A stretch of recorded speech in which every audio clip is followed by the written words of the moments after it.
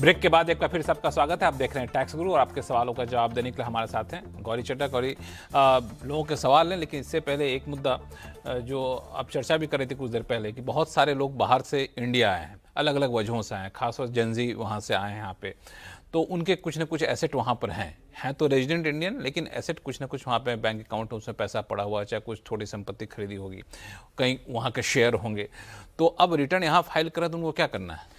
तो लक्ष्मण, अगर हम इन बातें करें जेनजीज की जो यहाँ वापस आए, या तो बाहर पढ़ के वापस आए या वहाँ पे कुछ टाइम जॉब करके वापस आए और वहाँ पे उनका कोई बैंक अकाउंट था या पेरेंट्स ने पैसा भेजा अब्रॉड, या उनका कोई सैलरी अकाउंट था जो उन्होंने जितना टाइम जॉब करी एक बैंक अकाउंट वहाँ पे खोला था, या अपने इंटरेस्ट के लिए उन्होंने वहाँ पे कुछ शेयर्स खरीद लिए, कुछ इंटरनेशनल कंपनीज के शेयर खरीदे और वो सब छोड़ के वो यहाँ वापस आ गए, जिसमें से कई लोगों के तो अकाउंट शायद डोरमेंट हो गए हैं और उसमें कोई बैलेंस भी नहीं है।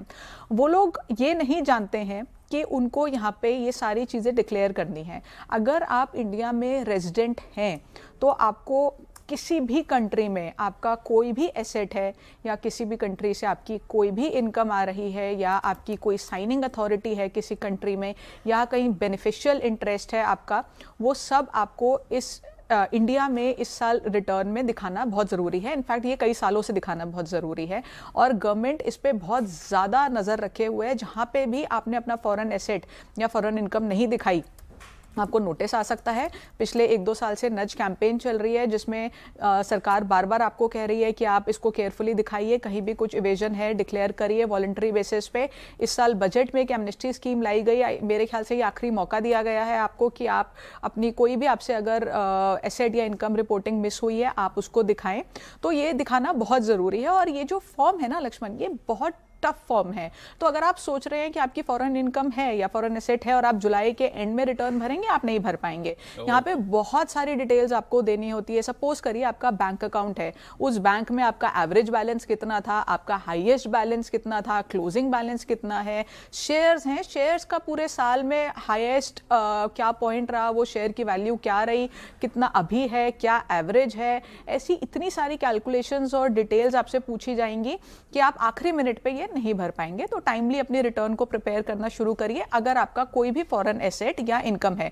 और अगर आप इंडिया में रेजिडेंट है और आपकी कोई टैक्सेबल इनकम नहीं है इंडिया में, तो भी आपको दिखाना, अपनी रिटर्न फाइल करनी है अगर आप फॉरेन एसेट्स या इनकम होल्ड करते हैं। एक चीज़ और बताइए कि मान लीजिए वहाँ फॉरेन एसेट है, इंडिया में कोई इनकम है नहीं, तो उस पर टैक्स वैक्स भी देना पड़ेगा? किसी बताने? देखिए, अगर इनकम है, अगर एसेट है इनकम नहीं है तो आपको सिर्फ रिपोर्ट करना है। अगर आपकी फॉरेन में इनकम है तो इंडिया में डेफिनेटली आपको टैक्स देना है। अगर आप इंडियन रेजिडेंट हैं तो आपकी ग्लोबल इनकम टैक्सेबल हो जाती है। हालांकि इसमें एक कैच ये है कि आप जिस भी कंट्री से आपकी इनकम हो रही है, अगर आपने वहाँ पे कोई भी टैक्स दिया है तो इंडिया का लगभग हर कंट्री के साथ एक डबल टैक्सेशन अवॉइडेंस एग्रीमेंट है, जिसके आर्टिकल के थ्रू अगर आप देखें तो आपको डबली टैक्स नहीं किया जाएगा, आपको यहाँ पे उसका क्रेडिट मिल जाएगा। यानी कि जो टैक्स आपने वहाँ पे किया है उसकी कैलकुलेशन होती है, उसके बेसिस पे आपको यहाँ पे क्रेडिट मिल जाएगा। लेकिन डेफिनेटली आपकी वो इनकम यहाँ टैक्सेबल हो जाती है। अगर आप मान लीजिए आपने उस कंट्री में टैक्स नहीं पे किया है, वहाँ पे उस पर टैक्स बनता नहीं था, तो डेफिनेटली आपको इंडिया में उस पर टैक्स देना। चलिए, तो इसका ख्याल रखिएगा। अगर फॉरेन एसेट कहीं से किसी भी नज़रिए से तो रिटर्न में जरूर दिखाइएगा। दूसरी बात, जो सबसे महत्वपूर्ण बात तो मुझे यही लगी कि आमतौर पे लोग आखिरी समय पे चल के टैक्स फाइल करते हैं, रिटर्न फाइल करते हैं, तो वो मत करिएगा क्योंकि बड़ा झंझट वाला काम है। खुद से कर रहे हैं तो और जल्दी कर लीजिए, और टैक्स एक्सपर्ट को भी दे रहे हैं, हेल्प ले रहे हैं, तो उनको भी पहले बोल दीजिए कि आखिर के समय में उनके ऊपर भी काफ़ी ज़्यादा लोड रहता है। इस बीच कई सारे फ़ोन कॉल्स आ चुके हैं। मुंबई से प्रवीण गोडबोले जी हमारे साथ लाइन पे हैं। प्रवीण साहब नमस्कार। नमस्कार लक्ष्मण जी, बताएं कहाँ उलझन है? नमस्कार जी हैं आप? Madam also. नमस्कार। मैडम, ऐसा है कि पिछले वर्ष मेरी पत्नी रिटायर हुई, तो रिटायरमेंट के बाद उसे जो बड़ी रकम मिली उसको उसने म्यूचुअल फंड में निवेश किया है और निवेश करते समय उसने पहला नाम अपना रखा है और मेरा नाम जॉइंट रखा है। अब इस वर्ष पत्नी द्वारा किए गए निवेश को मेरे AIA स्टेटमेंट में भी दिखाया जाए, जबकि यह रकम मैंने अपने किसी आय स्रोत से निवेश नहीं की है। अब मुझे डर है कि इनकम टैक्स विभाग मुझसे इस बड़ी रकम की निवेश हेतु आय का स्रोत पूछ सकता है, तो मैं किस प्रकार इस प्रविष्टि को AIA स्टेटमेंट से निकालने के लिए आवेदन कर सकता हूँ? कृपया ये बताइए मुझे। ये अच्छा हुआ ना मैडम ने आपके नाम पे, आपको भी यहाँ पे नाम डाल दिया ताकि आप इस सारे झंझट को संभालें, उनको ना संभालना पड़े। बताइए गौरी कि कैसे संभालेंगे इसको?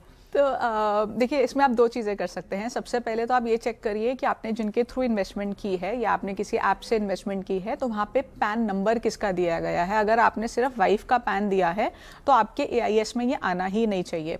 अगर दोनों का पैन दिया है तो हो सकता है कि आपके AIS में भी ये आ गया हो। अगर आप अपना AIS खोलेंगे तो आपको डेफिनेटली ये एंट्री दिखेगी, सारी एंट्रीज दिखेंगी आपने जितनी भी इन्वेस्टमेंट की है। वहाँ पे एक फीडबैक का ऑप्शन आ रहा होगा और वो उस फीडबैक के ऑप्शन में जब आप जाएंगे आपको ड्रॉप डाउन में बहुत सारे ऑप्शंस मिलते हैं। उसमें एक ऑप्शन होता है जहाँ पे लिखा होता है this income belongs to my spouse. आप उसको सिलेक्ट कर लीजिए, आप फीडबैक सबमिट कर दीजिए, वो रियल टाइम बेसिस में आपकी फीडबैक सबमिट हो जाएगी और एक्सेप्ट हो जाएगी। अगर उसके बाद भी आपको लगता है कि कुछ इशू है, आपको नोटिस आता है, तो भी घबराने वाली बात नहीं है, क्योंकि एक्चुअली ये जो इन्वेस्टमेंट है ये आपके वाइफ के अकाउंट से की गई है। वाइफ को आपने जैसे कहा रिटायरमेंट पे कॉर्पस मिला था, उसका भी प्रूफ आपके पास होगा। वो इन्वेस्टमेंट भी आपकी वाइफ के बैंक अकाउंट से गई है, उसका भी आपके पास प्रूफ होगा। अगर उससे उनकी कोई इनकम हुई है वो भी आप अपनी वाइफ के रिटर्न में दिखाएंगे, उसका भी आपके पास प्रूफ होगा। तो डरने की कोई बात नहीं है, बट फीडबैक ज़रूर सबमिट कर दीजिएगा कि ये जो इनकम है, जो ये इन्वेस्टमेंट्स हैं, ये मेरी नहीं है, मेरी वाइफ की है और वो एक्सेप्ट हो जाएगी। तो इसमें कोई भी आपको दिक्कत नहीं आएगी। चलिए, कोई दिक्कत तो नहीं? नहीं सर, समझ में आ गया। Thank you very much. चलिए, ऐसे कोई दिक्कत तो संपर्क कर लिया करिए टैक्स गुरु से। आपके उलझनों को हमेशा दूर करने के लिए हम लोग बैठे हुए हैं। इस बीच एक अतुल कुमार जी का सवाल है, उनका भी ले लेते हैं। अतुल जी नमस्ते, बताया जाए क्या मामला है? नमस्कार लक्ष्मण जी।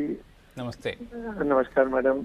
मैडम, मेरे सवाल जो है वो NPS Tier 1 इसमें इन्वेस्टमेंट से रिलेटेड है। मैं पिछले कुछ सालों से NPS में कंट्रीब्यूट कर रहा था Tier 1 में, और अभी तक जो उनका रूल कहता था कि अगर आप 60 ईयर्स की एज के बाद आप 60% अपना जो कॉर्पस है उसको विड्रॉ कर सकते हैं, और जो कि टैक्स फ्री रहेगा, और बाकी 40% से आपको कंपल्सरीली एन्युटी लेनी थी। लेकिन अभी लास्ट ईयर दिसंबर में कुछ इसमें अमेंडमेंट हुआ है कि अगर आप 60 साल से ऊपर हैं और आपका कॉर्पस 8 लाख से नीचे है तो आप अपना 100% कॉर्पस विड्रॉ कर सकते हैं। तो मेरा क्वेश्चन ये है कि अगर मैं ये मेरा कॉर्पस जैसे कि 8 लाख से कम है और मैं पूरा अगर विड्रॉ करता हूँ तो उस पर मेरा क्या टैक्सेशन रहेगा? अच्छा सवाल, ये बहुत अच्छा सवाल है लक्ष्मण, क्योंकि इसमें बहुत लोगों को क्लैरिटी नहीं है। यहाँ पे दो चीज़ें हैं देखने वाली। एक है हमारे जो NPS के रूल्स हैं, जो हर 1-2 साल में कुछ ना कुछ चेंजेस उसमें होते रहते हैं, और जो आपने ये चेंज बताया ये रिसेंट है कि आप अगर 60 इयर्स की एज के हैं, 8 लाख से कम का कॉर्पस है, आप 100% विड्रॉ कर सकते हैं। तो आपको NPS रूल्स ने तो अलाउ कर दिया ये विड्रॉल, लेकिन कॉरस्पॉन्डिंगली इनकम टैक्स एक्ट में कोई चेंज अभी नहीं किया गया है। इनकम टैक्स एक्ट में लिखा है कि आप 60% तक जो लमसम विड्रॉल है उस पे टैक्स एग्जेम्पशन क्लेम कर सकते हैं, यानी कि 60% तक के विड्रॉल पे कोई टैक्स नहीं लगेगा, तो बैलेंस 40 पे लगेगा। अभी वहाँ पे कोई चेंज नहीं हुआ है, तो आप मान के चलिए कि अगर आप अभी विड्रॉ करते हैं 100% तो 8 लाख का 60% एग्जेम्प्ट होगा, 40% आपका टैक्सेबल होगा।